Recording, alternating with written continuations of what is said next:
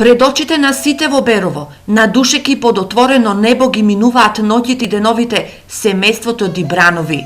Нивните две мали дечиња ноќе гледаат во звездите и премрзнуваат на ниските ноќни температури во Берово, бидејќи нивниот покрив над главата и се што имаа го однесе Курбан пожарот кој беснееше пред 5 дена.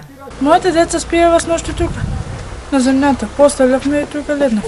Каде има друго место? Нашите деца сите, што сме, сите надвор спиеме, никакви институции не обршаа внимание за нас. Значи, ни градоначалник не доаѓа да обрне внимание. 5 ден до денеска надвор спиеме, со деца с фамилија. Никој не бре, никаква држава е тоа. И крај, заврши. На оваа голгота на семејството сведоци се соседите. Пожарената фамилија спиеше надвор под ведро небо, фамилија, жена со 2 малолетни деца.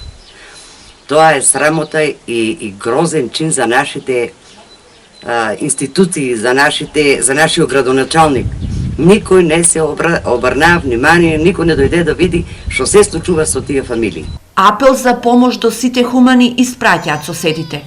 Апелирам до сите надлежни институции, до сите невладини организации, ромски, било какви, да се што може побрже помогне за децата да не спијат озвонка, да дадат нешто донации, нешто да видат да се нешто заврши работа за тие свет.